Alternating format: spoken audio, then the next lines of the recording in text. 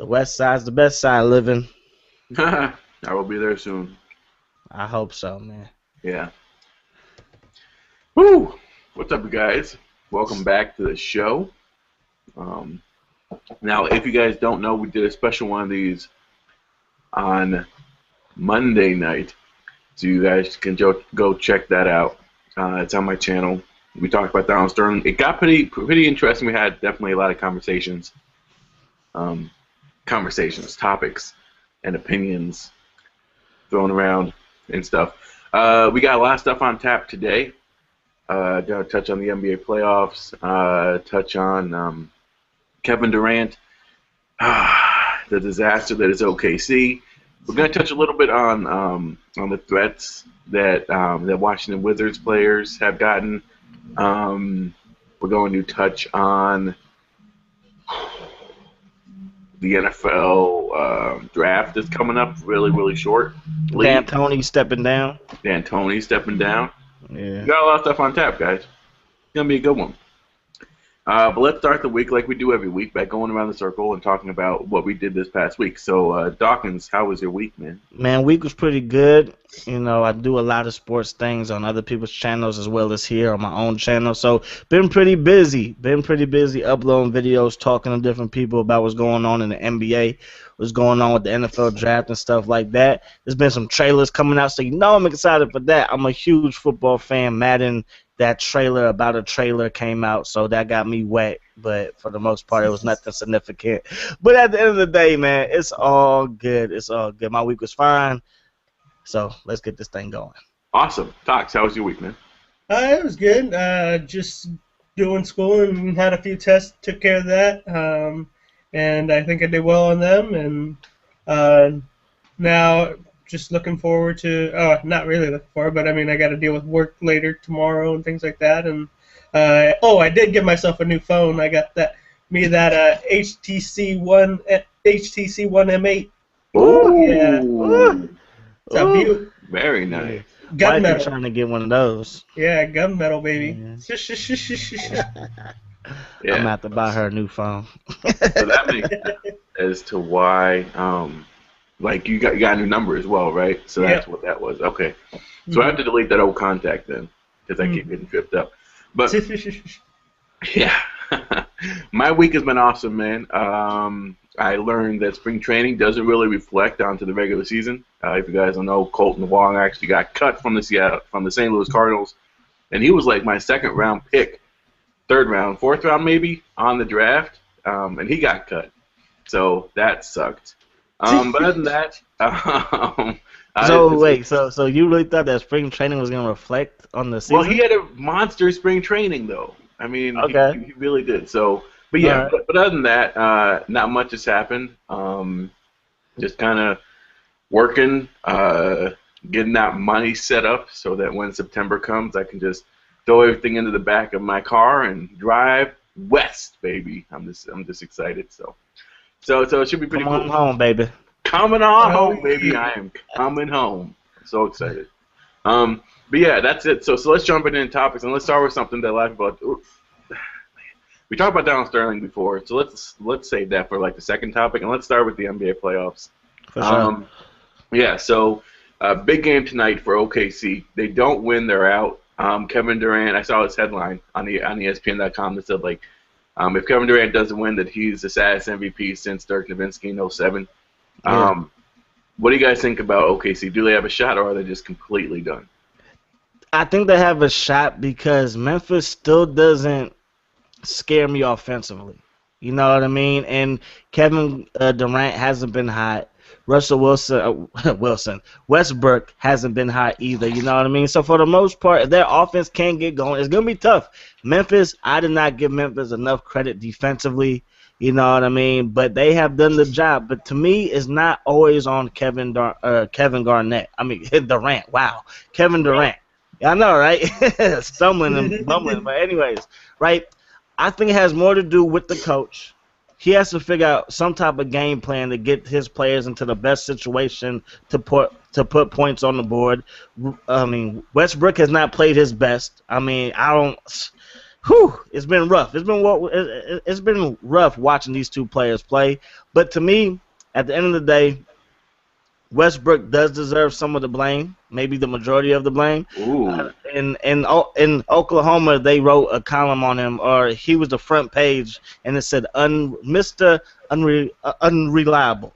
That was the headline. It was about Kevin Durant. So maybe people in Oklahoma are turning on him or whatever. I don't know, but he deserves some of the blame. Yeah, I mean, Tox, what do you think, man, about this? I think you can't count OKC out of it. I mean, they're good teams, and they're got to the playoffs for a reason and things like that, and they've got goals too. So it's doable for them, like with their roster and everything like that. They just need to be a little bit more in sync with their star players, with Durant and Westbrook trying to play together side by side. Whereas Westbrook does have a tendency to make some wild shots when he doesn't need to, and Absolutely. so he kind of needs to slow down on that. And for Durant, he just needs to get a little bit tougher, I guess, a tougher mentality, because you'll see that like with LeBron James or whatnot. I mean, he's physically built, and so if Durant can, I mean, make his kind of scrawny body, anyways, be a little bit more physically strong, then I mean, I think he would be able to negate a lot of what Memphis is doing defensively against him. But with that, he does need to develop a sort of mental toughness a little bit more, and so I see that situation. If he can overcome that, then I think OKC has a chance of coming back in the series. Otherwise, I think Memphis is surprisingly going to take the series. Yeah. Yeah. I totally agree with you about how he has to get physically stronger. You know what I mean? But I think that mental toughness, I think he needs to start being that player that demands the ball, you know, and start taking over and stuff like that. Westbrook is definitely a top 10 player in this league, but he is not the best player on his team. You know what I mean? Kevin Durant's probably going to win the MVP.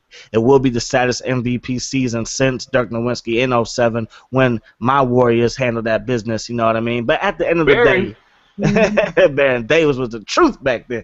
But back in the day, I mean, just moving forward, I totally agree with Tox. He has to get physically stronger too, because when your body gets worn down, you don't think clearly on the court. You know, you start thinking more instead of I'm reacting. So I totally agree with Tox.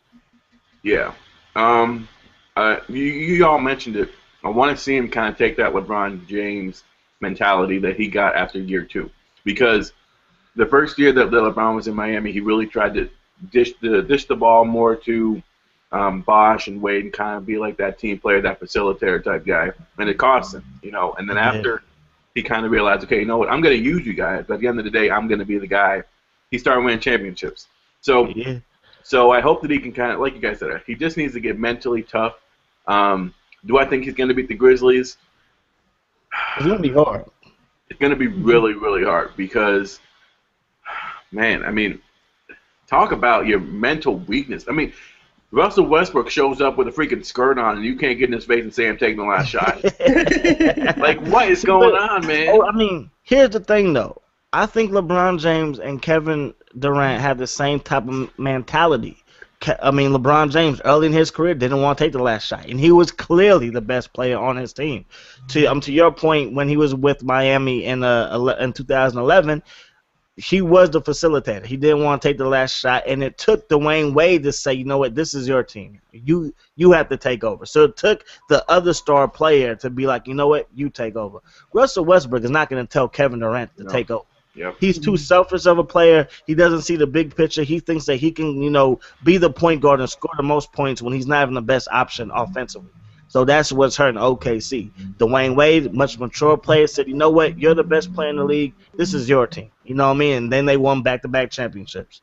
So I think if Westbrook, somebody's going to have to take the lead and somebody's going to have to take the back seat. And I don't think that Durant is going to vocally take the lead, and I don't think Westbrook is going to just, you know, back down. So it's not a good fit right now. It's really not a good fit. Let's touch on another series that just ended. well, not just ended, but Miami against Charlotte, straight sweep. We knew this was going to happen, right? I mean, is Yeah, saw anyone that really coming. surprised about this? No, I thought the Charlotte might put up a better fight, like really, but a They had a few sweep. close games, but they just Yeah, couldn't, yeah, Yeah, game one was close close. them out or anything. yeah. I mean, that's what I thought because game one was so close. I thought that they might be able to make a better effort at home, but the two home games in Charlotte were just bad. You know what I mean? Miami just came and just put their foot on their throat, so to speak, and the series was over. But everybody kind of saw that coming. I don't think anybody gave Charlotte a real chance in this one. No. I mean, the only thing that Charlotte really did was that they showed, well, it's not even that they showed, but they capitalized on the weakness, which is of Miami, which is having a pretty good center / power forward who can control the paint and with an inside game. You know, I mean, you saw it in with Indiana there. They were able to kind of play that game, and you saw it with Brooklyn as well a little bit when they put Pierce in there.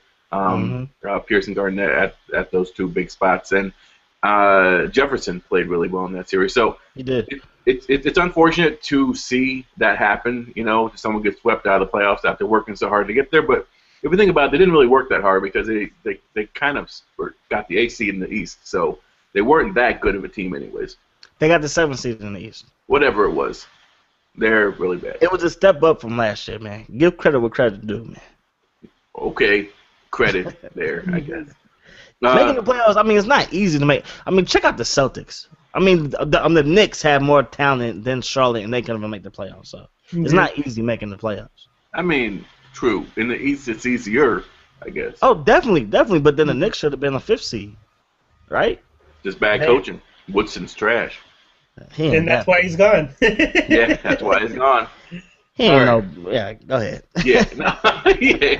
Let's move on and let's stay New York-esque and let's talk about New Jersey or Brooklyn. Brooklyn and Toronto. Big game upcoming for Brooklyn. They won, so they can close it out coming up. So what do you guys think about this series? Any surprises? Are you guys still picking Brooklyn? What's up? No, I didn't pick Brooklyn. I picked Toronto. Oh yeah, you did. That's right. I picked Toronto, and it's for this reason. I don't trust Jason Kidd as the coach. The players are old. You know what I mean? Paul Pierce, he was the man in Game 1. You know, he was the man. You know, letting everybody know why Brooklyn got him there. But then where has he been since? You know what I mean? They left Blatch in the game and didn't have Paul Pierce anywhere on the floor. Then Blatch just throws the ball into the backcourt, gets tipped. Raptors win. So the Raptors are, I believe, one game away from just wrapping this whole thing up. You know what I mean? The game is in Brooklyn, right? I believe Game 6 is in Brooklyn, so that's going to help Brooklyn not to have the home court. But again, man, Kevin Garnett is not the same player. You have a bunch of veteran players on the team, but none of them are really all-stars. You know, D. Will is a solid point guard. I like D. Will's game a lot. Joe Johnson, when his shot is going, he's virtually unstoppable when his shot is going. A lot of times, though, in the games they lost, his shot has not been going. D. Will, I mean, he's played okay. He ain't played his best basketball, clearly. So, Jason Kidd is trying the best that he can, but let's face it, he's a rookie head coach. You know what I mean? I don't think he's the best head coach option for the Nets, but, you got to live with it now. So, I picked the Raptors to win it. I believe I picked them to win it in 5. Brooklyn has, proved me wrong because game is going to Game 6, but I think the Raptors are going to pull it out in Brooklyn. In Brooklyn. In Brooklyn. It's sad to see a team that, it's hard because I am a Nets fan. I am, and am I going to say that I'm like, someone that bleeds black? No. No. But I am a fan, and part of me wants them to lose, and I say it because of this. That system that they think is working isn't working. And in order for them to realize that you can't just bring in, like you mentioned, Doctor, you can't just bring in like 50-year-old guys past their prime. Like the Yankees. Yeah, to build a team and expect them to be competitive in the playoffs, it's not going to work. So part of me is like, okay, come on, you guys, let's do this. But part of me is like, I really hope that even if we do win it all, KG and Paul Pierce just have terrible games. But that won't happen because we need them to produce. I mean, even if that happens, the system is still going to be there. You know what I mean? Because all that money is tied up into these older guys. It's tied up into D. Will. It's tied up into Joe Johnson. It's tied up into Paul Pierce and KG and all those guys. So you're not going to have a good draft pick. You know what I mean? You can't really go after anybody in free agency. You know what I mean? It wasn't the best idea, especially to have Jason Kidd as the head coach. I'm always go back to that. You know what I mean? I'm always go back to that. Because to me, it makes no sense to have Paul Pierce on the bench for whatever reason. He said he wanted to go with the players who got him back into the game, and I'm thinking it's the playoffs. It's the playoffs. Paul Pierce is the most clutch player on the team outside of Joe Johnson. You have to have him on the floor, and he just didn't do it. So it is what it is, man. Hopefully Brooklyn can make it a game. You know, I think it will be a game. I think it's gonna be a close game, but I just like the Raptors to win it in Brooklyn. Yeah, definitely. Okay. Yeah. I kind of thought that. But at the beginning of the series, that I knew it was going to be a tough game, like overall for the Nets. But I thought the Nets would be able to somehow pull it off, even though the players are old. We're still in it, guys. You're talking about it like we lost. Well, I mean, you guys out went back-to-back games. Yeah, you're on the brink of elimination and everything like that. And if they can make it to Game 7, then I think my prediction would be close. Will still be in effect, but where I kind of had said that if it gets to Game 7, then I believe the Nets would be able to pull it off just because they have just enough more experience over the Raptors that they could do it if it gets to a Game 7. But, yeah, this is the Raptors' game to lose to close it out, especially if they think that they are any sort of a playoff contender, then the Raptors have to close it out on the road just to show that they can play on the road and not be faced by the pressure and everything like that. So. This one's for the Raptors. I mean, although it's a lot of heavy pressure on the Nets, there's still, I believe, a little bit more pressure on the Raptors going forward. Yeah. You know what I'm saying, man. I mean, the Nets are going to pull it off. Yeah, the Nets you just said you hope they lose, but they're going to pull it off. Yeah. All right. Well, let's move on to another one, and let's talk about a team that was completely – I don't know if it's a disappointment. I don't know how many people actually thought that Chicago was going to beat Washington. I did. I know you did. I think I did too. But I look like a genius because I picked them. So if you guys – Washington totally destroyed Chicago 4-1.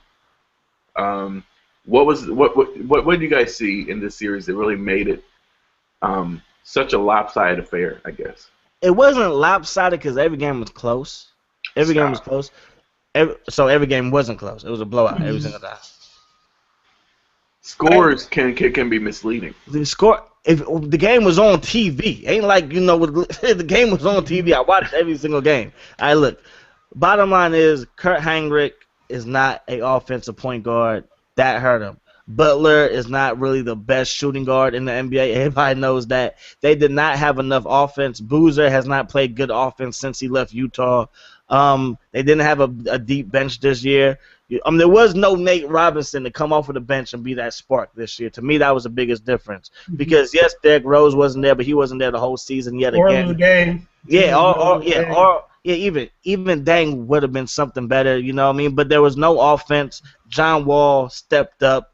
Bradley Beal stepped up. Nene stepped up. That whole team. I mean, the only game that Chicago won, I believe, was when Nene got, almost suspended for that one game. You know what I mean? So Washington is a much better team than I gave them credit for. You know what I mean? But they were around 500 the whole season. But, hey, they really showed me who they really are. And this is going to be an interesting team to watch going forward. You know what I mean? Because they're still young, that they can still get better. So, Washington, congratulations. Chicago, y'all need Derrick Rose to stay healthy, or maybe y'all need to sign Carmelo Anthony or somebody. Yeah, they need to do some off-season. They need some off-season acquisitions for sure. They need something. They need something quick. Because if Rose isn't the answer, then they should cash in on him as soon as they can, and then go for some draft picks and as well as some trade bait, I guess you could say. Yeah, because I mean, Derrick Rose having back-to-back knee injuries is not a good look. You know what I mean? I wish him well. I hope that he can stay healthy. But if he hasn't been able to stay healthy the past 2 years, what makes you think he's going to be healthy next year? You know what I mean? And the East is still weak. Indiana isn't number 2 material, isn't number 1 material. So it's clearly Miami's conference to lose. So anybody can step up and become, you know, kind of like the dark horse in the Eastern Conference and try to knock off Miami. Chicago needs help, though, you know. Give me your dark horse. Um, Man, yeah. Shoo. But is D Rose really the answer, you guys? Like, even if he If comes he can back, stay healthy. but he's a dynamic player. Is that their biggest? The biggest thing is that they need. Do they need a scoring point guard right now, or do they need like a good power forward who can be more defensive minded with Noah? Because obviously Boozer isn't really cutting it, and Gibson's okay, but I mean he's coming off the bench. I feel like Chicago's defense is fine. You know what I mean? Boozer's soft. We all know that. He's 275 pounds of this pillow tough. You know, just this Jello. You know, Jello. They should have got Millsap instead of Atlanta getting him. Atlanta got him instead, and see where Atlanta is. But I think Joakim Noah can handle the paint by himself. I think Butler's a good perimeter defender. Yes, I'm just to answer your question. I feel like if they had D Rose, it would have been a totally different series. Because he is that spark. He can drop 30 and 10 at a drop of a hat. You know what I mean? And that was what they were missing throughout the whole series and in the whole season. You know? So at the end of the day, I feel like D Rose makes a big-time difference for that team, but only if he stays healthy. Yeah, for sure. And I encourage everyone, if you guys are watching this, to comment down below. Let us know what you think about the Bulls. What do you think is their biggest weakness? And what do you think? Do you think that bringing in I don't think we're going to get 100% Derrick Rose ever again. So let's say like an 80% Derrick Rose, something like that. Let us know if you think that they'll actually help the Bulls be a competitor next season. But let's go into another one, and we mentioned it, Dawkins. You touched on a little bit the Indiana Pacers fiasco. Yeah. Jesus. I mean, what do you guys think is their biggest problem, and do you guys think that they can turn around, or are they completely done? To me, I mean, there's a lot of off-the-court things that happen throughout the season, but to me, off the court is off the court. On the court, you strap everything up and you go play. To me, their biggest issue was early in the season. You know what I mean? Calling it a championship game versus Miami. ESPN hyping it up. And Miami's doing what? Miami's chilling. Miami's like, this is not no championship game. Championship happens in May. Championship happens in June. This ain't no championship game. It's freaking December. You know what I mean? But no, Indiana's like, yes, this is our championship game. So they beat Miami, and they have the number 1 seed locked up since December. You know what I mean? And they thought that they were the stuff, man. But until you win in the playoffs, it's a totally different ballgame. Because for as much crap as Popovich gets for sitting his players and stuff like that, they win in the playoffs, and that's what matters. You know what I mean? So at the end of the day, that's what matters. Indiana needs to put the big boy panties on and find a way to beat Atlanta. I believe the series is still going, but it's trouble. It's trouble. You believe it's still going? It's trouble.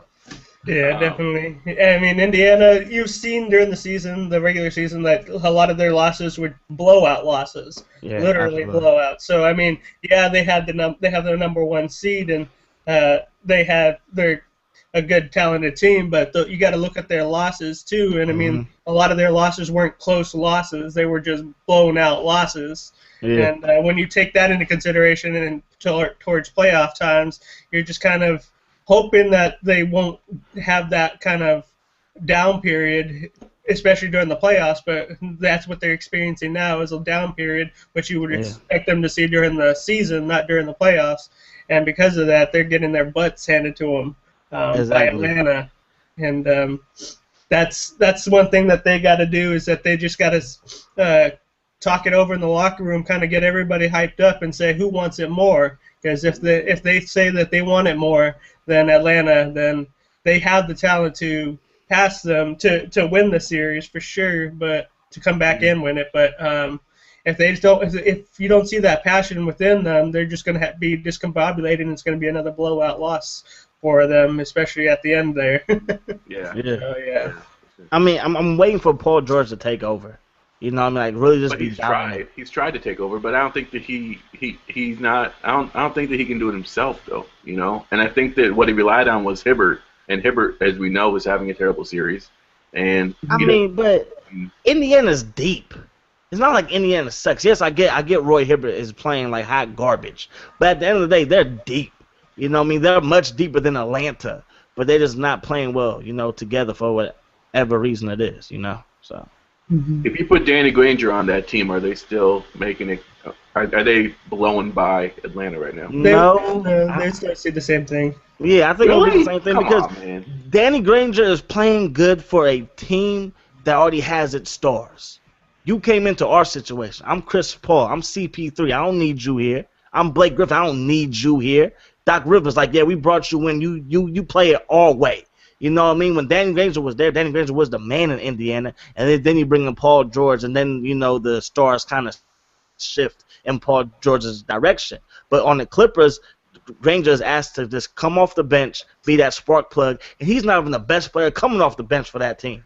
You know what I mean? So I mean, at the end of the day, even if Danny Granger was on Indiana, it's the same story, same thing going on. Yeah. Before we move on to the next series, one thing that I want to say is it just shows how weak the East is. Because the seeds and these don't really matter. And we mentioned it when we talked about the Heat and the Charlotte series. Was the Heat could have easily lost a couple games in that series.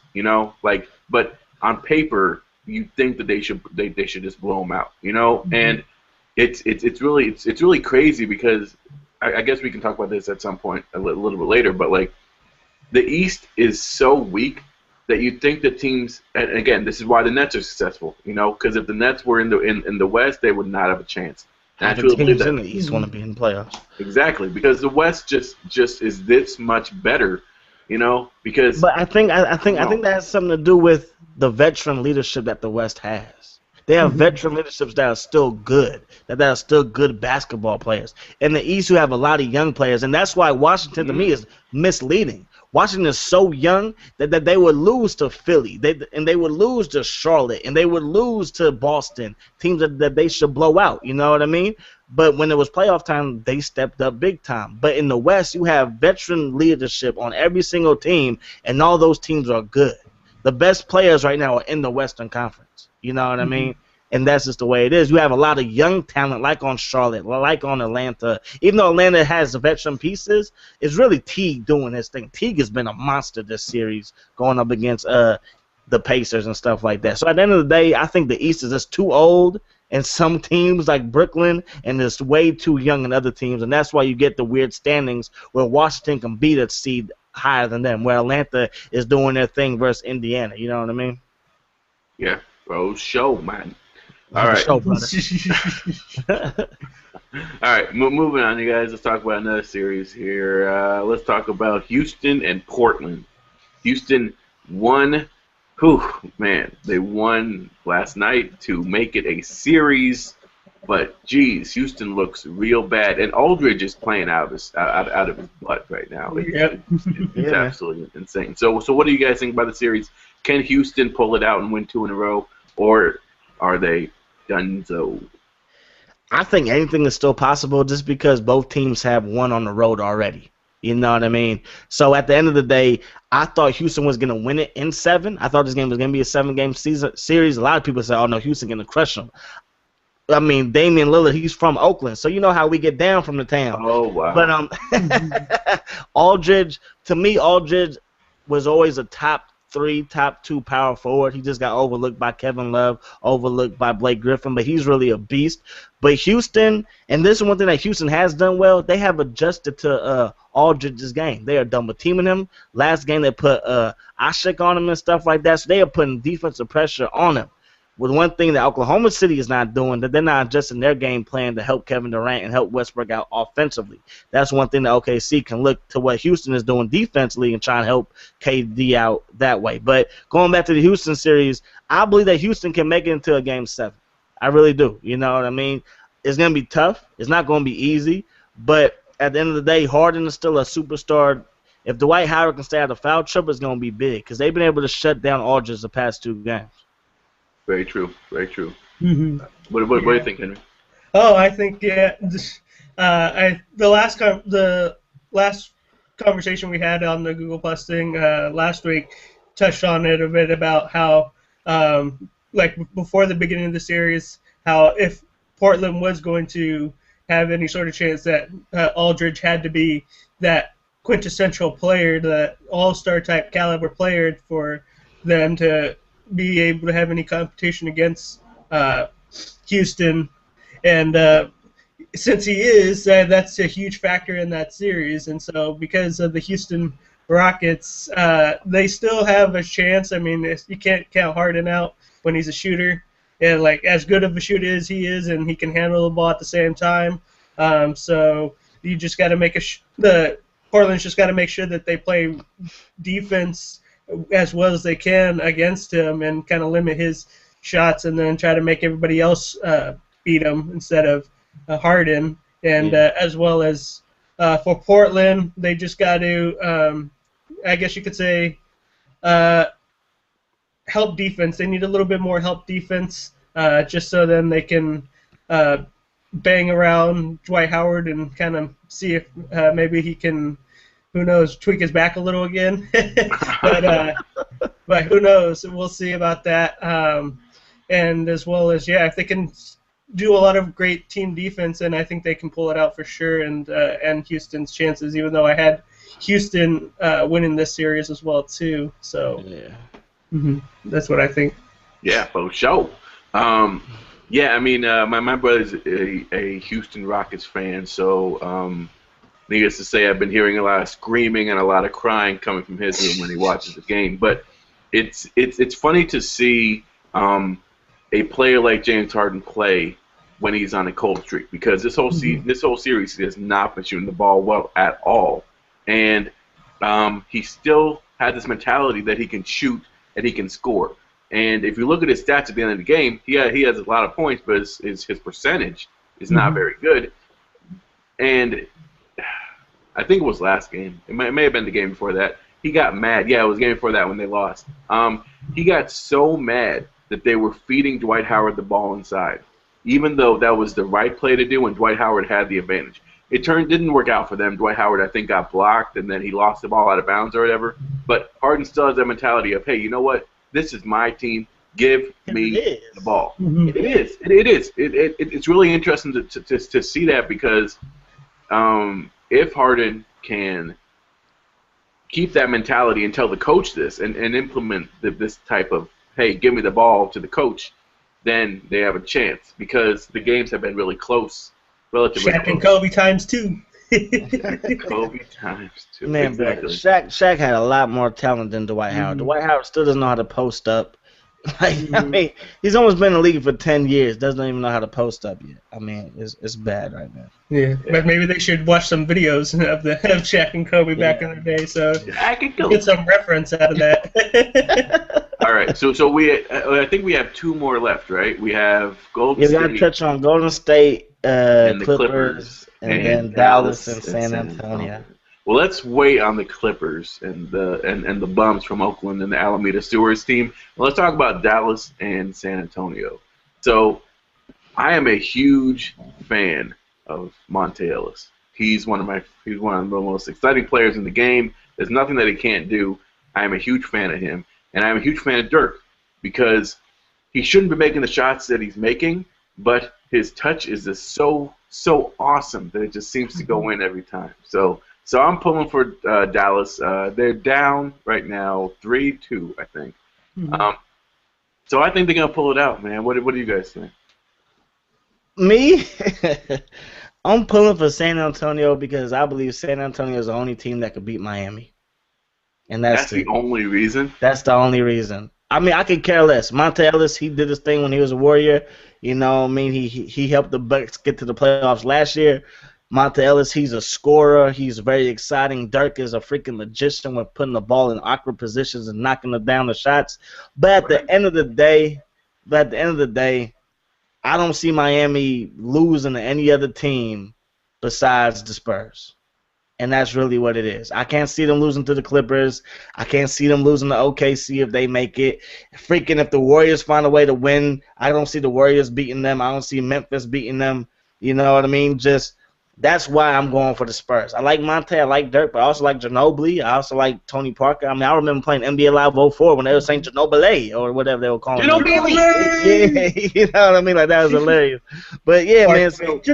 So I think the Spurs are going to end the season. I mean, end the series. I believe that they're going to win it in Game 6, you know, and wrap this thing up. But it's been exciting. This has been one of the best playoffs in a long time for the NBA. Every series has been close. Even though, yes, Charlotte got swept and the Bulls, you know, only won one game, but most of the games have been close. You know what I mean? And that's always good to see.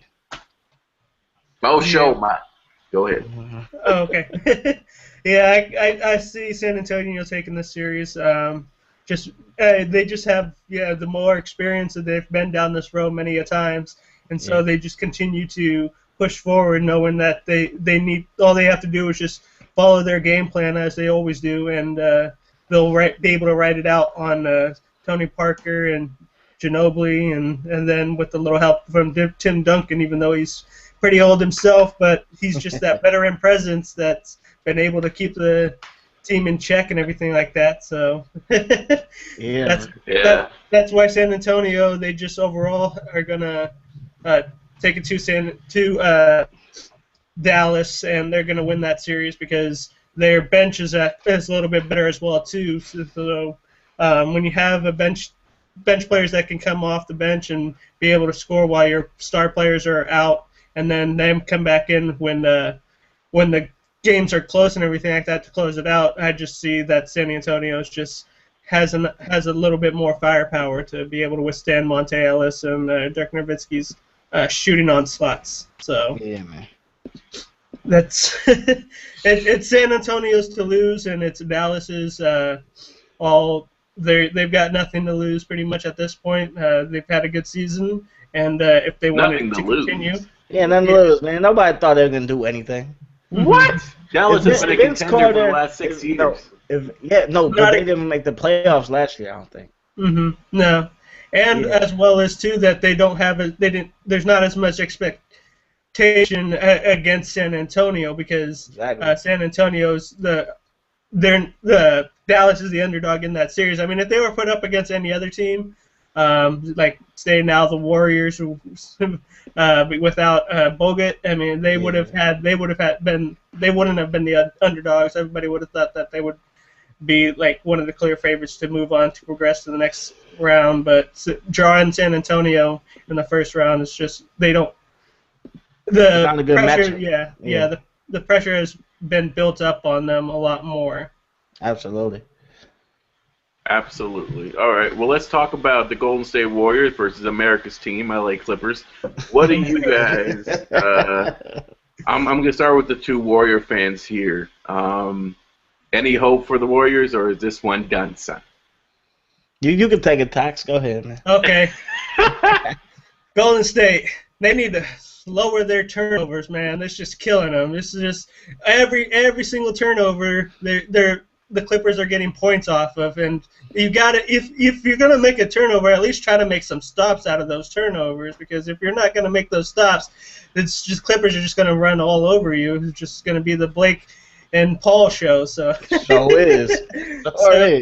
And as well as for people who had seen the game yesterday, you could see that the Clippers just had more passion in the game. They were jumping for every loose ball, diving. You see DeAndre Jordan sliding on the ground, getting those loose balls and everything like that.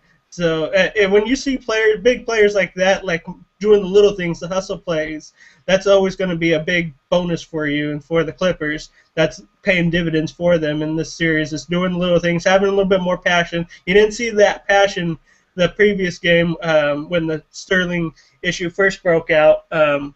So in Game 5, so because of that, the Warriors took advantage and capitalized that. But the Game 6, they just need more pressure. Sterling issue. Then Game 5, the Clippers did it. Yeah. And then Game 6 now, they just got to have. They got to show that fire. Going back to Oakland, they got to show that fire, rile the crowd up, and the crowd's got to be able to stand by them and put as much noise as they can, especially and have Curry needs to. They need to play him more off the ball now. Yes. because It's over, throughout baby. the whole series, Over. It's over. it's not over. It's not It ain't over. I mean, it ain't over. Brooklyn is more done than the Warriors. What? No. Yeah. because Yes. Curry's still that threat. All he's got to do Exactly. is once he gets hot, he is hot, and he can shoot from anywhere on the court. Yeah. But the thing is that he's handling the ball, and the Clippers have been able to negate him holding the ball, and make him have turnovers, create turnovers, and so when that happens, he just gets frustrated and things like that, and that's kind of what leads him to make bad shot attempts and things, and he's got to want the ball a little bit more too when he wants to make those shots, because he's last game he didn't have that many assists, and so if he's saying that he's going to be a facilitator, because he sucks. The previous games he had in the high 9s, 10s assists per game, and so my man Curry sucks though. So he was being a facilitator, but he wasn't getting those points in those games. And then the last game, he just didn't have the assists whatsoever. So I mean, if you're going to have become a facilitator, you got to get some of those assists with the ball. And so it can't always be just on Klay Thompson being the main scoring threat at this time, because Klay Thompson's doing his thing, but Curry needs to just step up and help Thompson. To me, though, I have 3 keys to win this game. Uh-oh. Dawkins is 3 keys. Here we go. Yeah, man. Yeah, here we go. Here we go. For all the people think it's over and the Clippers going to walk out of Oakland with the W. All right? They walk out with a W, they ain't walking out with their lives. You understand me? But anyways. Oh, wow. But anyways, just joking. But anyways, man. Number 3. Oakland rules, man. Oakland rules. Yeah, man. Number 3. All right, we're going to go backwards. So we're going to start with number 3. Keep O'Neal and Spates on Jordan at all times. When they're in the game, you cannot be playing small ball. You can't have Harrison Barnes playing center. Can't have Draymond Green playing center. You can't have David Lee playing center. Have to keep a big body on Spates and O'Neal. Those are 12 fouls right there. 12 fouls right there. Number 2, do not hack a Jordan. Do not hack a Jordan. I'm not saying it because he made those free throws, even though that did hurt. I'm saying it because the Oracle Arena is all about energy. It's all about emotion. When you start fouling people, you take the emotion out of the game. It happened back in 2010, I believe, or 2011, Mark Jackson's first year, and we did Hacker Howard. We sent Dwight Howard. He had 40 free throws attempts. He knocked down over 60% of those. It took the Oracle Arena out of the ball game. You can't do that this time, Mark Jackson. Number 1, Steph Curry and Andre Iguodala have to take over. They have to be the facilitators. They have to get those assists up. It's a must. You have to get the ball to David Lee, and David Lee's going to have to put his big boy panties on today because he's going to have to score inside. He cannot be a little sucker no more. It's game 6. It's win or go home. David Lee, you got to put your big boy panties on right now, David Lee. Okay? Iguodala has to make a thunderous dunk. Exactly. Man, Iguodala has to facilitate. Steph Curry, last year in the playoffs, he was great off those pick-and-roll situations, those pick-and-pops, coming around the corner like Ray Allen, coming around the corner like Reggie Miller, and hitting those corner J's. That's what kept them in the series versus San Antonio a couple years ago. Or last year, excuse me. But to me, those are the 3 keys. Cannot hack us. Don't hack Jordan. Don't do it. Keep the Oracle fans into it. Iggy, Steph, they have to be the facilitators, and keep a big body on DeAndre Jordan, and we should be going back to L.A. for Game 7. Mm-hmm.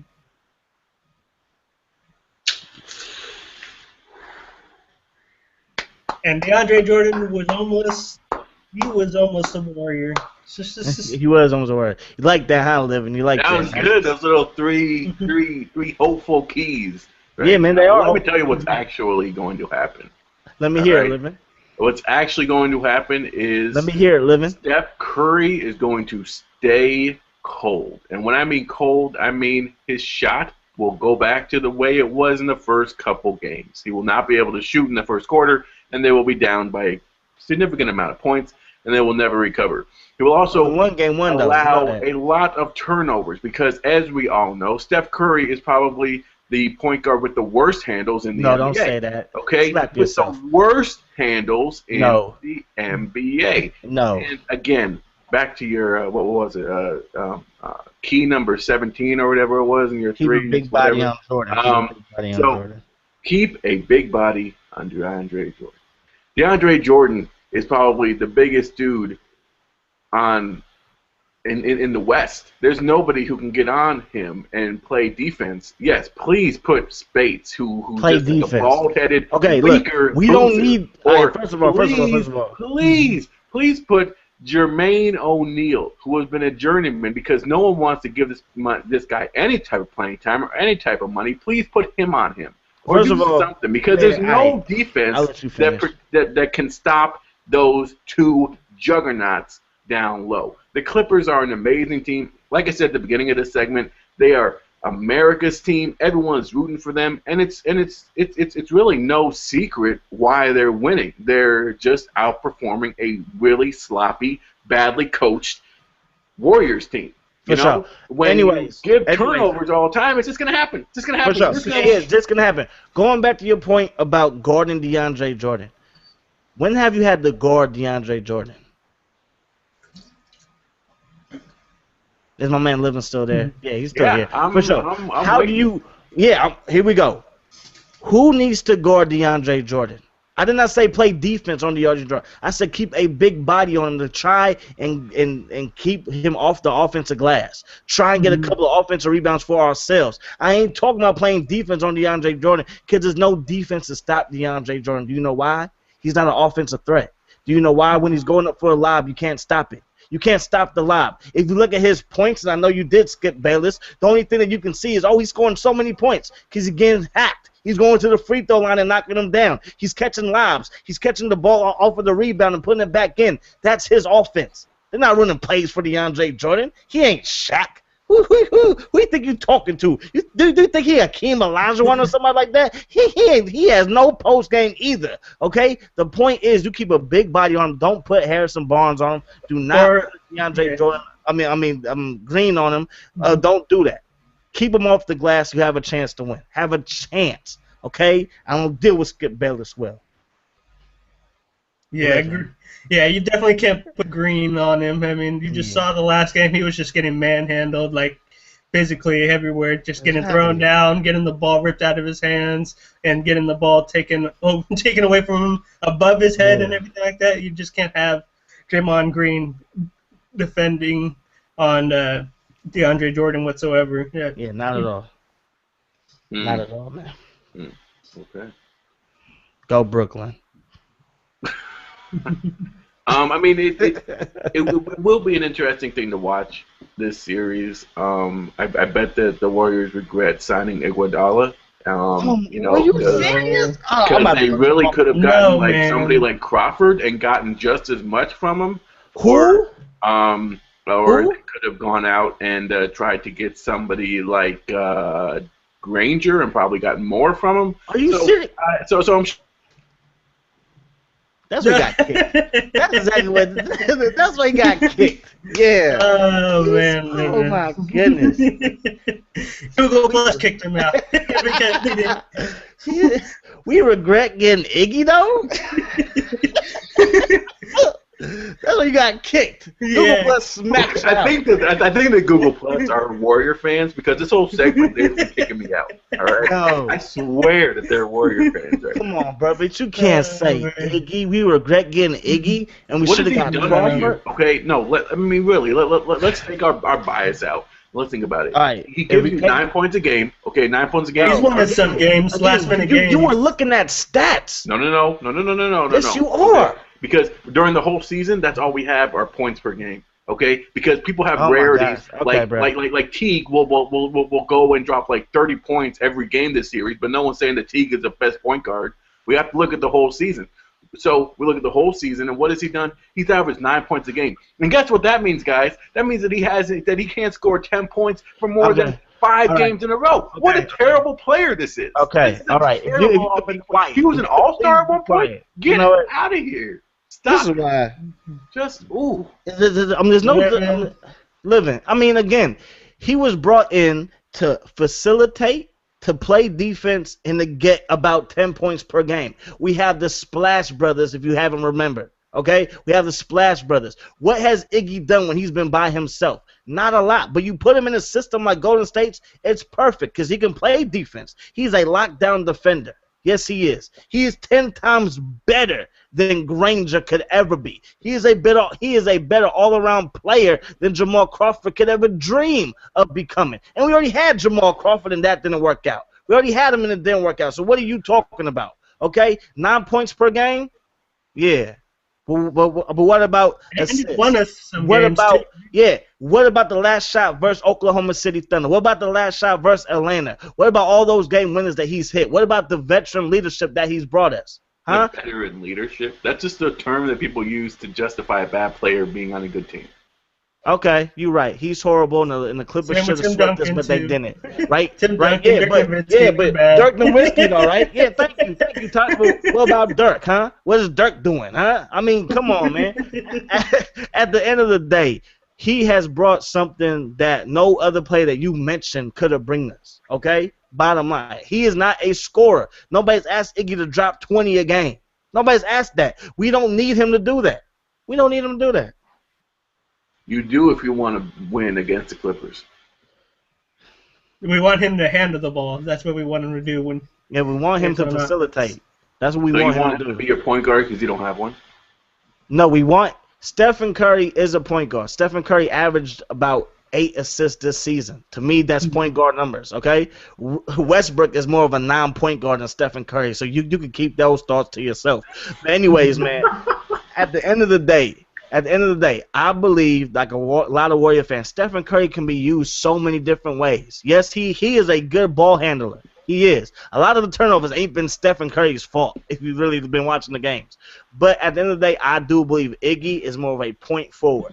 He should be facilitating. He should get his points wherever they come, and he should play lockdown defense and get rebounds. That's his game. That's just, it is what it is, man. So if the Clippers win this series, if they win in Oakland, more power to them so we can stop talking about my Warriors and not get mad and depressed and stuff like that. Yeah. Because the Warriors, they need to do the little things like the Clippers have been doing. They need to start diving on the ground, sprawling, forgetting about their bodies and everything. Yeah, I really feel, though, if Bogut was there, it would be a different series. Oh, yeah, definitely. Because then you have 3 bodies. And again, when I'm talking about bodies, exactly, I'm talking about people who are just going to get fouls and get rebounds. That's it. No easy points in the basket. Now, Blake's a beast. Blake has one of the best shots out of all the power forwards in the league. I mean, have we not seen that? I mean, Aldridge, yes. Dirk, yes. But his shot's probably better than Tim Duncan's is now. You know what I mean? Blake is lighting it up. So Blake is going to get his points. But where we are hurting is the offensive glass. We're giving way too many rebounds to DeAndre Jordan, and we haven't been able to stop Blake offensively. Yeah, Bogut would have totally negated DeAndre Jordan for sure. Exactly, but it is what it is. Livin wants to move on. He's freaking playing with his crest in his eye, so let's do it. Yeah, I'm ready to move on here. Leave comments down below, you guys. Let us know what you think about the Warriors. Do they have any chance? And who has a chance? Who do you think has the best chance to make it from win 2 games in a row and make it to the next round? But yeah, man, let's start a poll. Golden State or Brooklyn has a better chance to win 2 in a row? Yeah, we can start. I mean, let's do it. You know, start a poll. Yes. Okay. You know what? And with this poll, I want you two to tell me why you think they have a better chance than Brooklyn does. Because they're a better team than Brooklyn. Brooklyn's best advantage is the fact that they're playing the Raptors. Exactly, which is why Brooklyn has a better chance. Brooklyn has a better chance because of the team that they're playing. So absolutely. Yeah. Okay, moving on. Let's talk about. Let's talk about D'Antoni and his resignation from the LA Clippers. Sorry, the Clippers are on my mind. No, they don't mind you. They're just America's team, man. Carlos' team. The Lakers. My eye itches. I don't know what's going on.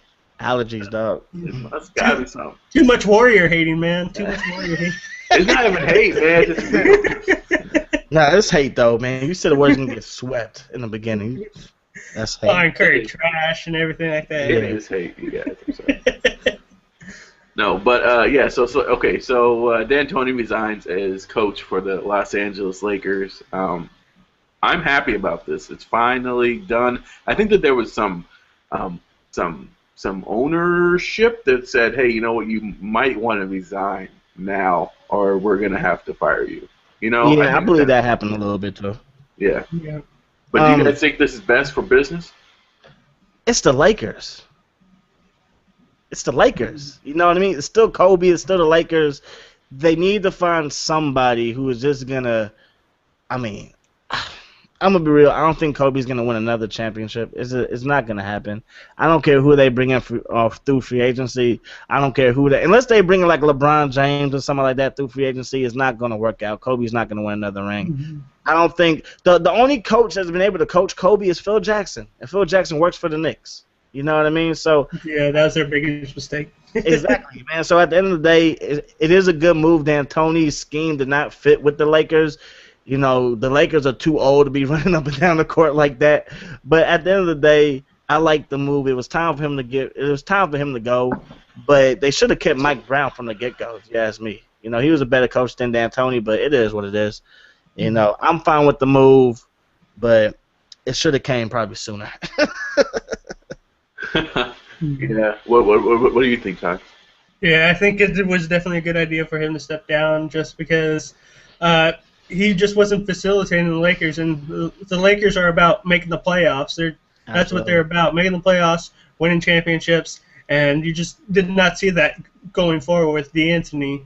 And so because of that, it was better for him to go out on his terms. It's always better when you're leaving a job to go out on your terms than it is to That's true. Has a company let you go or fire you or things like that, because then you can have that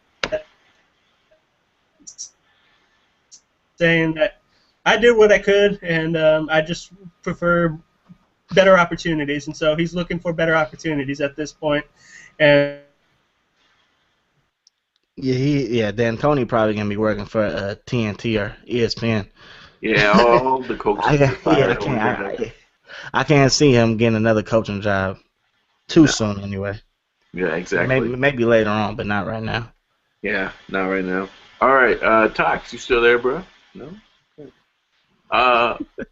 Well, Google Plus is messing with everyone, I guess, today. What are your thoughts on the D'Antoni though? It's hard because I want him to get fired for a long time, and I don't think that his scheme worked very well there. I feel like he totally misused Dwight Howard and Pau Gasol. I feel like he ruined Kobe Bryant's career. So, I mean, think about it though. Are you he serious? ruined his career. How? Kobe was supposed to go out with flying colors, and now Kobe is hurt and hurt and hurt. Okay, and but everyone's that's like, D'Antoni's even if fault? Kobe comes, it's all his fault. It's all his fault. Okay. At the end of the day, Kobe is a team player. Okay, he was like, you know what, coach? Gosh. You know what, coach? I'm gonna listen to you. player. I'm gonna say, okay, coach, you do you. And sorry, but D'Antoni ruined Kobe Bryant's career. All right. Yeah, he did. yeah, he would have only listened to Phil. Yeah. Yeah, blame D'Antoni. You That's can't funny. blame Kobe. I mean, blame the front office. Why bring in Nash and Dwight Howard? Why bring those guys in? And what do you have to show for Dwight Howard? Nothing. Nash has been hurt. You know what I mean? Kobe got hurt again this season, but I believe that he's going to come back, you know, stronger next year. I don't think he's going to have injury bugs for the past 2 years, for the next 2 years of his career, or the last 2 years of his career. I don't think it's going to happen. I believe he's going to be able to play a full season. But the front office has made terrible moves. I mean, there's a reason why Phil Jackson left. It wasn't because he couldn't coach Kobe. He saw the direction this team was going.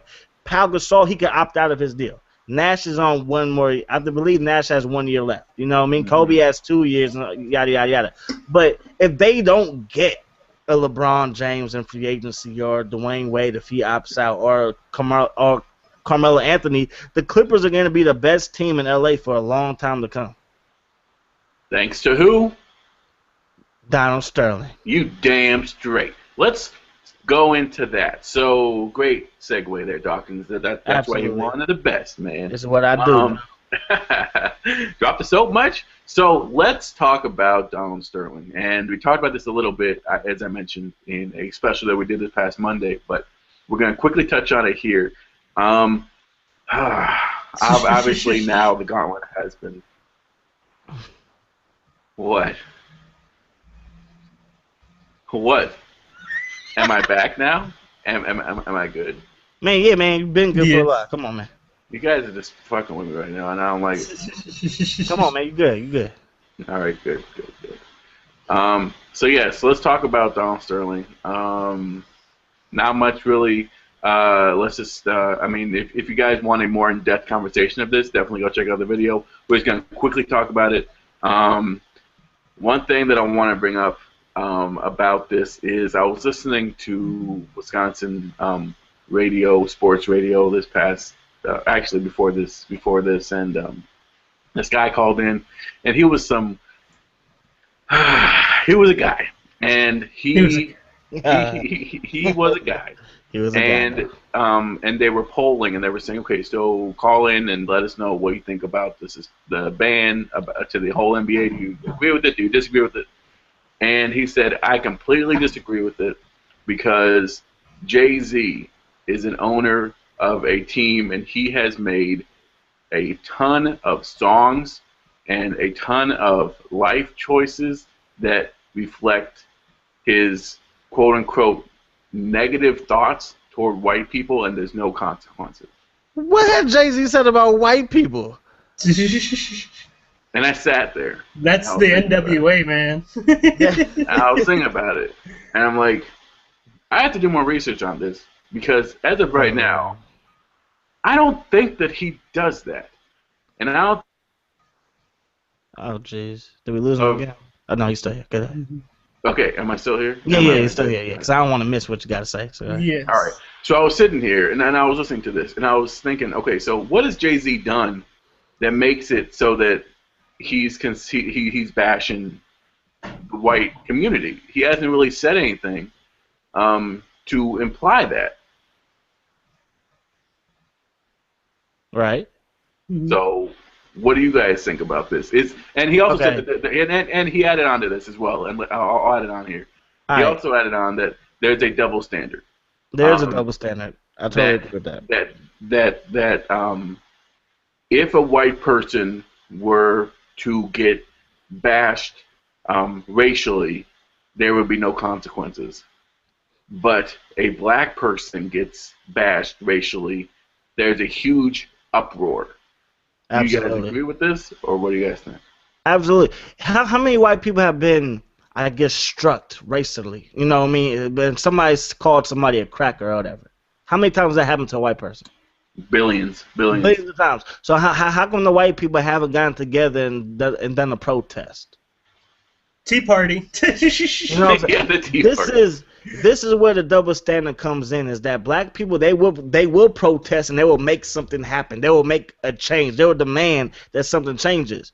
White people, they don't get together and protest or walk down the street saying you can't call me that, yada, yada, yada, or make a lot of noise about this subject.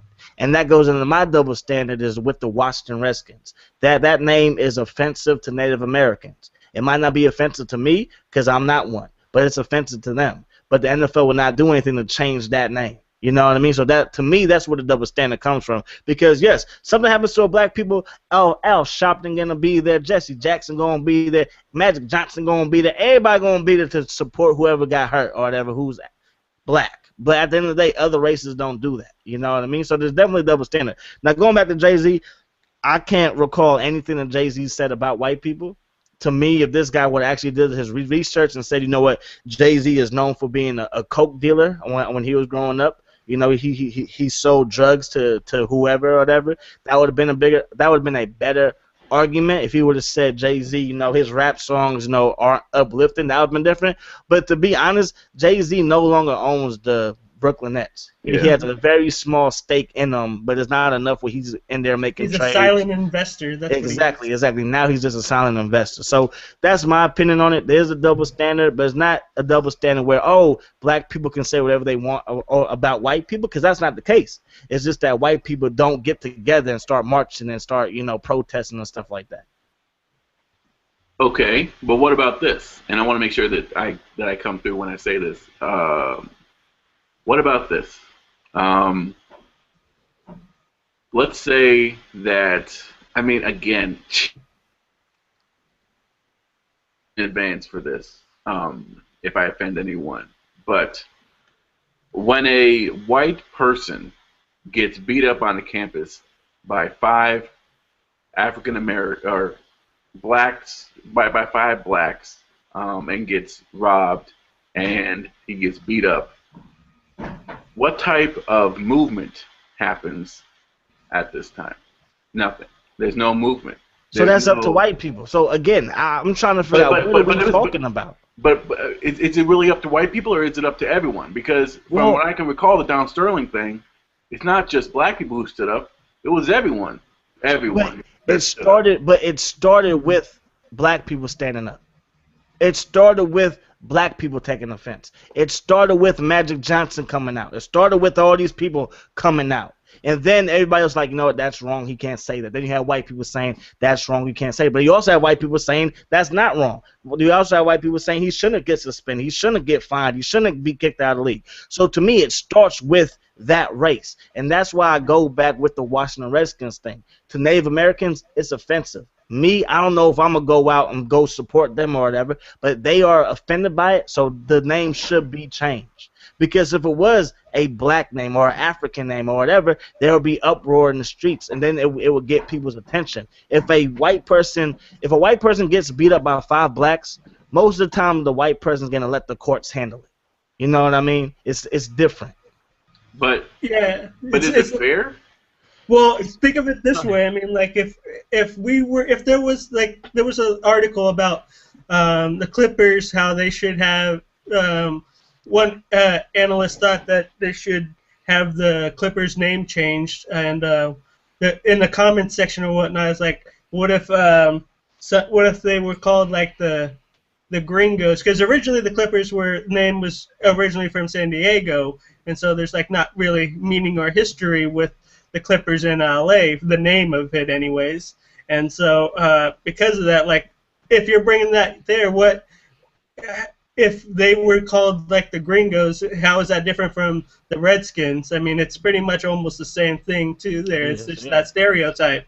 And then everybody see a lot of black people, a lot of Mexican people who coming out wearing like old Hicks like clothing and things like that, and coming in like maybe whiteface or something. You know,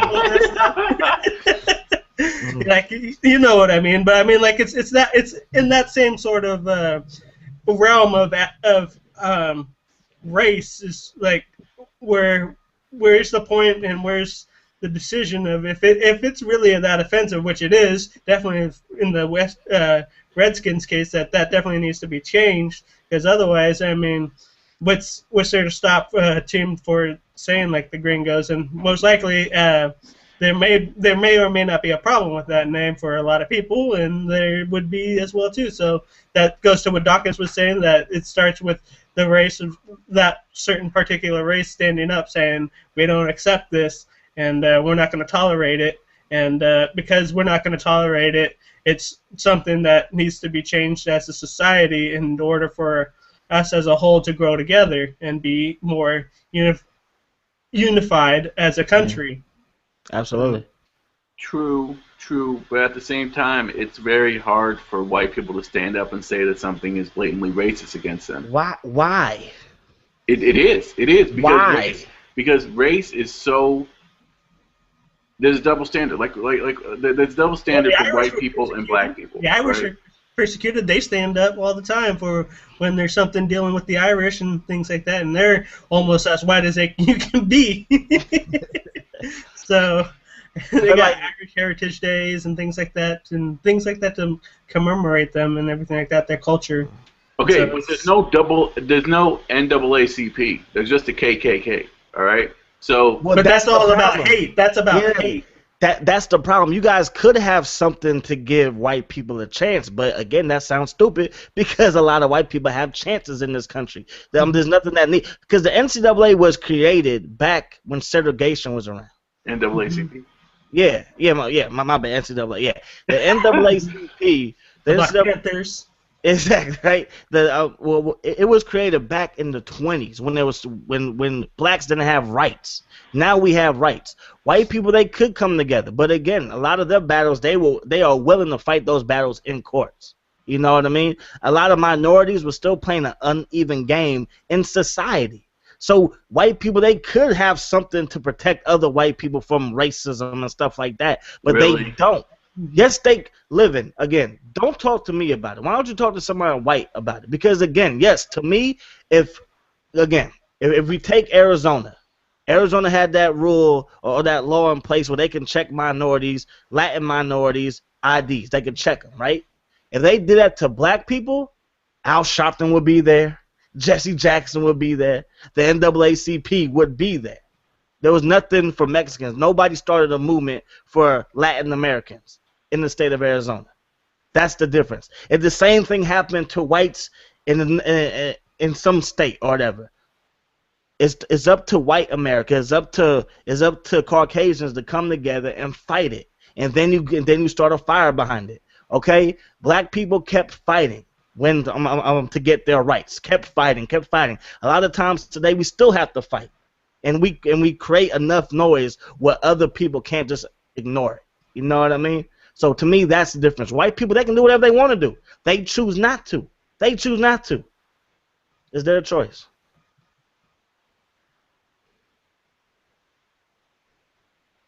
Really just gonna be quiet? Yeah.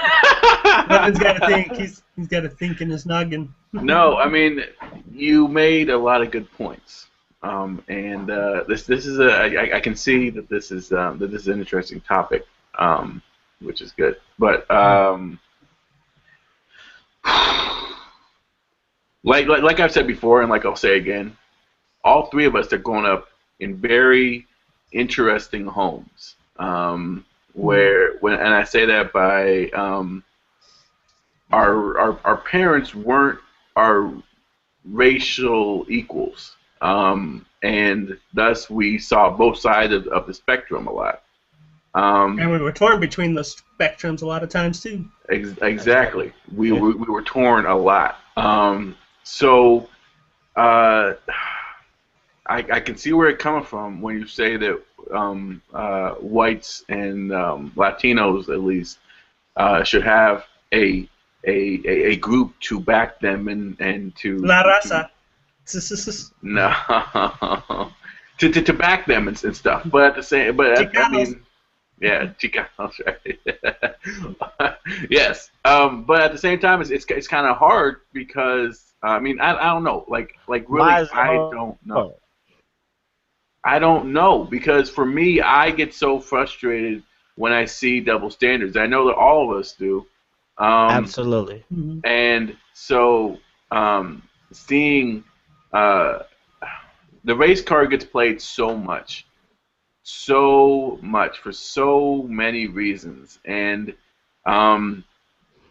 it gets played, it seems like, more toward blacks than it does for any other race. And absolutely. And like you said, Dawkins, for the Redskins, you know, how is the race card not played here?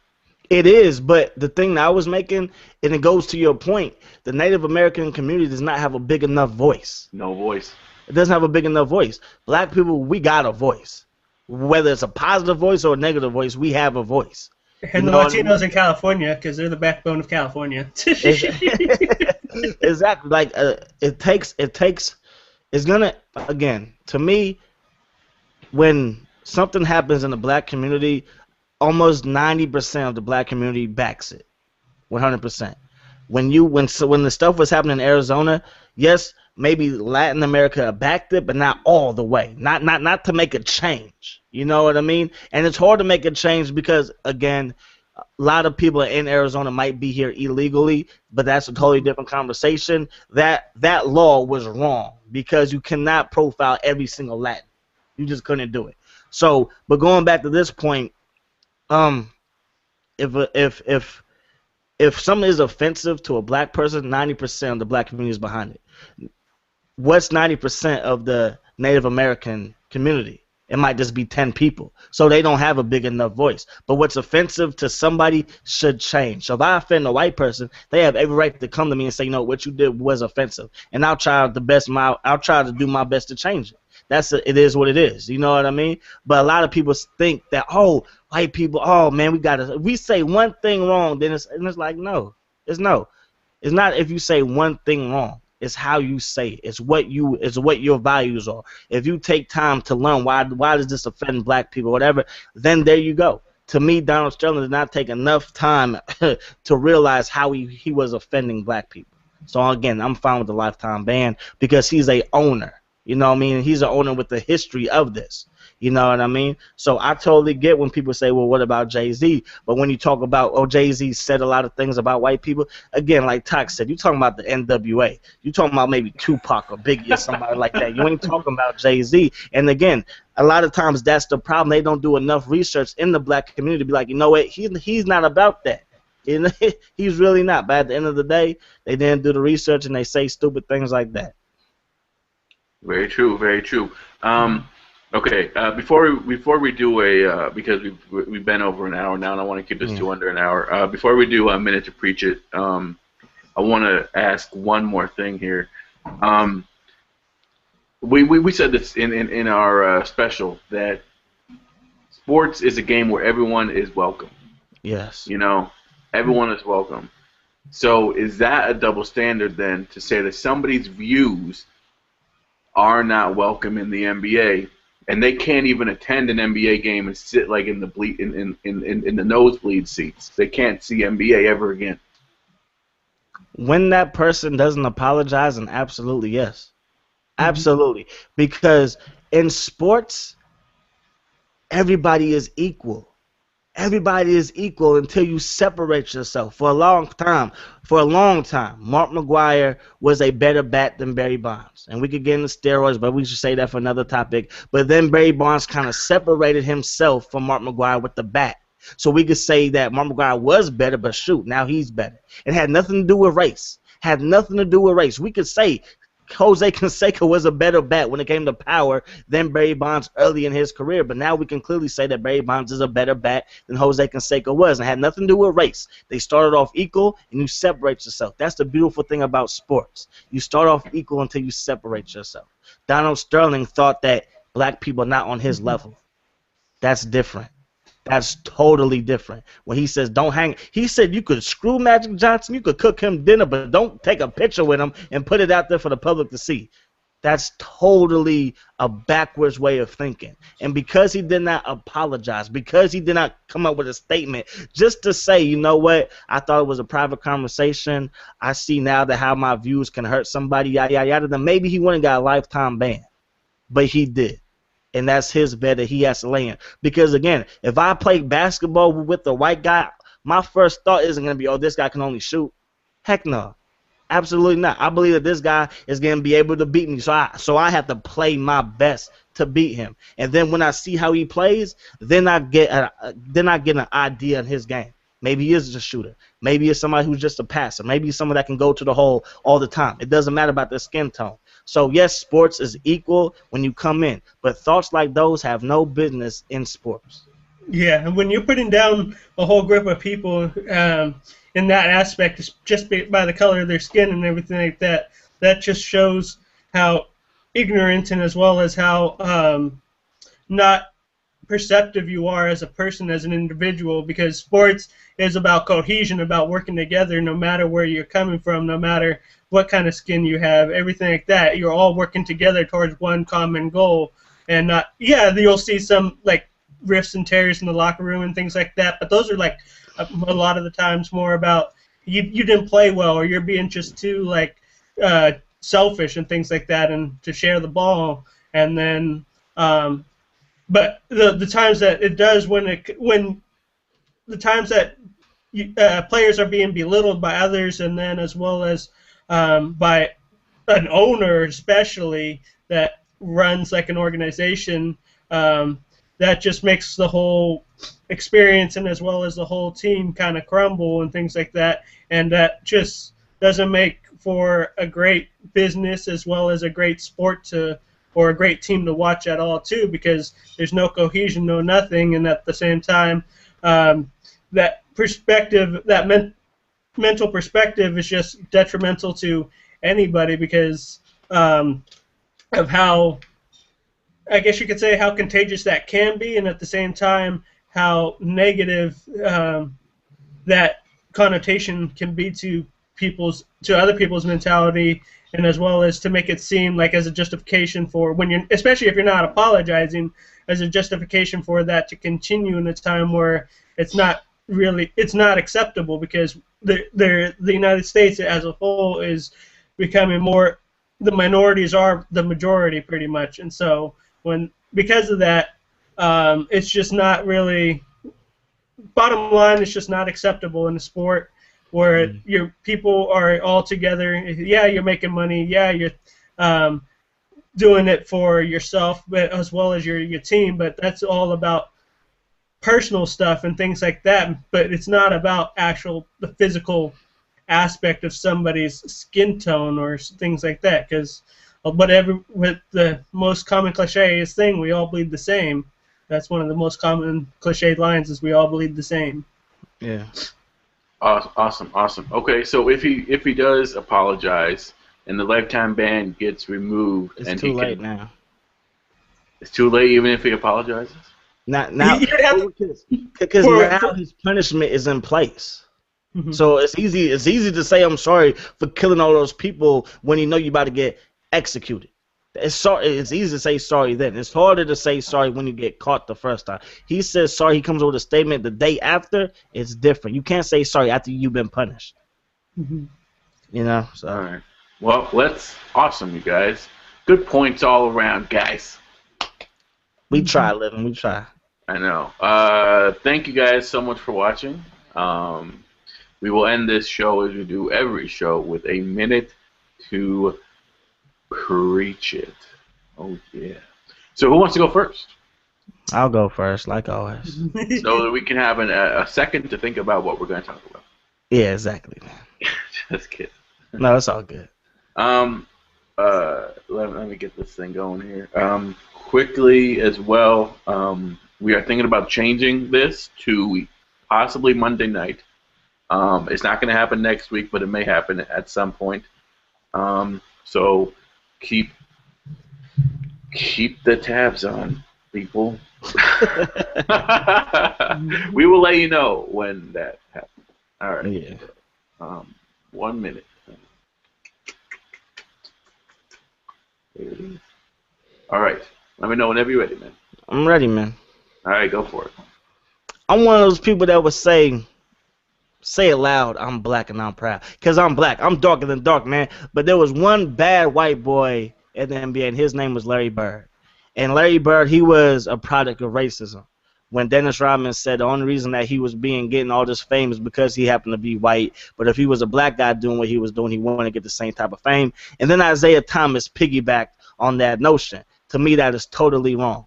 To me, Larry Bird is one of the greatest basketball players to ever play the game. Doesn't matter if he's white or black. At the end of the day, he was a bad boy. And that, to me, is where the double standard comes into play. But we also have to remember that Larry Bird also made a statement early in his career that when he was younger, he would go to the park and want to play the black players because he knew that they were better than the average white player. So a lot of times there's a double standard, but a lot of times there's truth in what people say and in what people think. So Larry Bird, you were one bad basketball player regardless of being black or white. Beep, beep, beep. Time to wake up. Alarm clock. All right. Good job, man. That was a good one. I tried, man. I tried. Yeah, you do. Yeah, I do, right? Got my try-hard panties on. Try-hard panties on. They're a little tight. Yeah, they are a little tight. I think I might have a wedgie. Oh, man, that's funny. All right. Talk. Do you want to go or do you want me to go? I'll go. It doesn't matter. All right. I'm just gonna keep it light and breezy today. All right. Tell me whenever you're ready, man. All right. I'm ready. Okay. I'm going to talk about the phone systems and things like that. How new technology and things keep on uprising. What are we really paying for? Because we now know that there's going to be a new calling space where it's going to be more of a 5G now instead of the 4G that we deal with. There's going to be coming out a 5G network, and so this space that we're paying for is just kind of pretty much open, and they're using that as a justification to charge people up the butt on their phone bills and things like that. And for that, I can kind of see where they can try to monopolize on that, but I mean at the same time, for consumers, I don't feel that they should charge people like outrageous prices for spaces like that when it should be all open market for less money. That's what I'm talking Wake about. up! Cheaper the better, baby. The cheaper the better. The cheaper the juice, the better the lemonade, man. Or the other way around, I guess. Lemons is cheaper the lemons, the better the lemonade. I go with some lemonade and some salsa right now. Why salsa and lemonade though? That's a weird combination. It is a little bit, but whenever it's hot, I like chips and salsa and a nice tall glass of lemonade. Yeah, I just had the Arizona iced tea. And oh, those be off the hook too, my brother. See, they're getting another one. $1, you can't beat it. Just gotta watch yourself though. Across the street, if you're in Florida, you might get shot. Just getting some iced tea and some Skittles. That was a good one, man. My man. All right. Yeah, so I'm going to do my minute to preach it, and then we'll close this out here. Absolutely. I had 2 minutes to think about something. You didn't come up with nothing, did you? No, I make sure that my connection works. All right, so we're good? We're good? Yeah, baby. Oh, call me baby again, big boy. All right, here we go. Baby. All right. Baby. Baby. All right. Sorry. You have nothing, huh? No, I do. Can you guys hear me? Or are we still? Yeah, we can hear you. Man, yeah, we waiting on you. All right. Sorry, I thought that I cut off there. My bad. All right. So. Come on, Lee. All right, Lee. All right.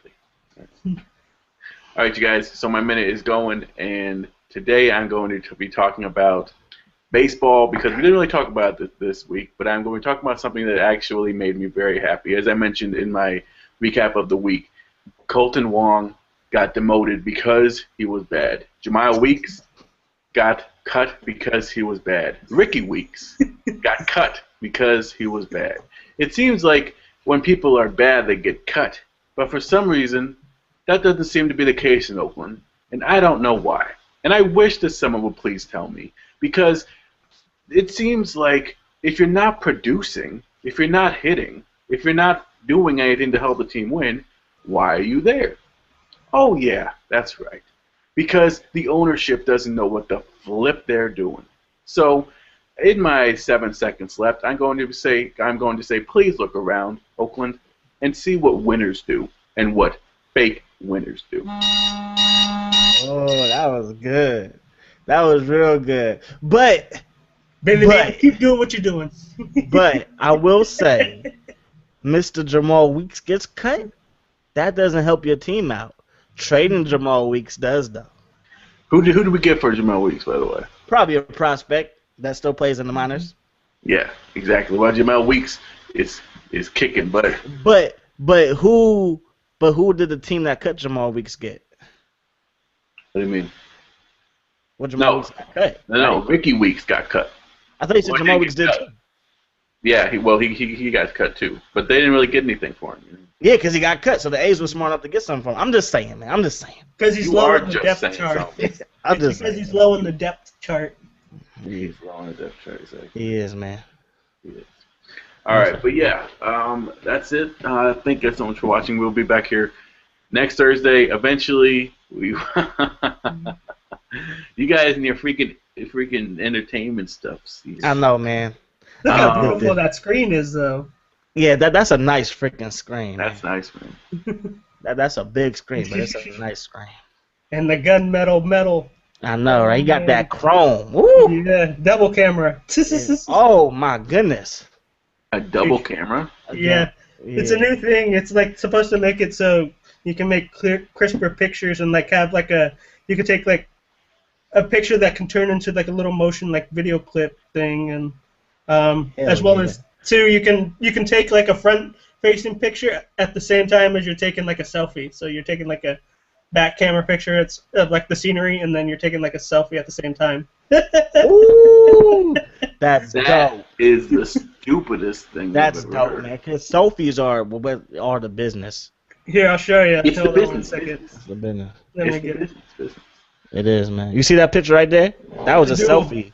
That was a selfie before they made selfies. So like I took a picture of myself, and now it's called a selfie. Can you see that? Because up here, right here, the main majority is the camera, and then this little box up here is like is the selfie camera. That's crazy. There's a selfie camera. The selfie camera. I don't think I could ever see. Now I've seen everything in my old age. I know, right? Man, we still live though.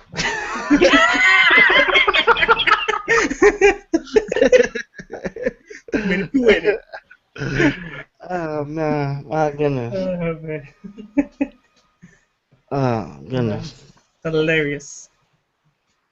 PlayStation, play FIFA. Mm-hmm.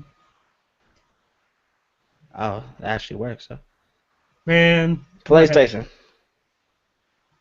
FIFA. Cannot understand you. You're too ghetto. Oh, man. That would be hilarious if it said that. PlayStation. PlayStation. It knows you live in the Bay. Sorry, guys. All right. Oh, man. Well, it's been fun. Like I said, we'll be back here next Thursday, same time, same place, 5:30 East, 5:30 Central Time, 6:30 Eastern Time. Something like that, y'all. 3:30 Pacific Time. We're thinking about changing it to Monday. We will keep you guys updated. PlayStation. We will keep you guys updated.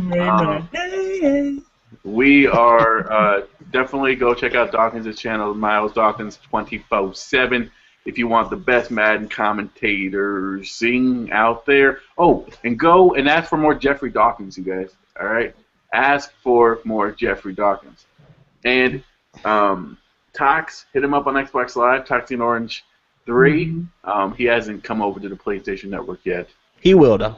He will. Later in time. Maybe next year. Maybe next year. I don't know. Maybe. Who knows? At some point. Again, Twitter, all that cool stuff is down below. That's all I got, man. We in here. We live living? We live. Living's dropping the soap. Oh, don't do that, Living. He froze and dropped the soap. He froze and dropped the soap. Ain't that some stuff?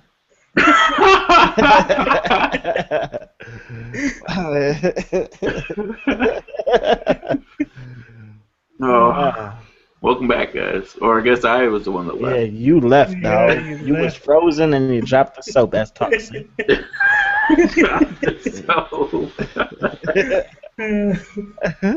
Oh, man. Any of you guys going to see Spider-Man 3? It's 2, though. Whatever it is, 2. Yeah, The Amazing Spider-Man 2. I'll probably see that when it hits Redbox. Yeah, me too. Really? Mm-hmm. Blu-ray, baby. Yeah, I mean, I don't know. I mean, to me, the Tobey Maguire Spider-Man's just ended. You know what I mean? So I'm still not in that. Oh yeah, it's a new Spider-Man. You know, not. So. Mm-hmm. So I'm probably the Avengers and whatnot. Yeah, exactly. This one looks dope because I seen the Amazing Spider-Man. I seen the first one, and that one was kind of whack. But this one looks pretty dope with Jamie Foxx and all those other people in it. But Jamie Foxx was really the only guy that you thought of? Who else is in it? Everybody else is the same, dude. No, there's that freaking dude from Chronicle, that white dude. I never seen Chronicle. Oh. Wait, actually, I saw parts of it. It was too weird with the handheld camera and stuff. I'm not into that. But yeah, he's cool too, and he's weird and awkward in the movie from what I've seen from the trailer.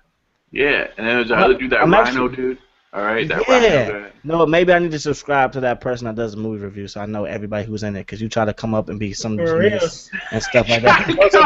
Jamie Foxx the only person I know? Yeah, Jamie Foxx the only person I know. Sure, the most famous person in the movie. For But nah, real. you try to make it some black thing, and I'm not even on that tip. Okay, sure. Everyone go and subscribe to Beyond the Trailer. All right, she's awesome. Is that her name beyond the trailer? That's her channel. Oh, channel She's name? pale. Beyond the She's a Trailer. ghost. But She's- she's oh, she's she's She's a pale. ghost. pale as a ghost. I'm hella Does great mad. reviews. As pale, yeah, she was pretty pale though. All she does is watch a movie. She need to get outside in the sun. Hey, are we live living? Yeah, we're still live, you guys. Sorry. All That's right. all good. I don't mind sitting here. Why This is- I play FIFA? What a joke.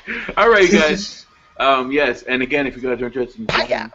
all you have to do is just hit me up on Twitter at getyourown.show.com. Oh,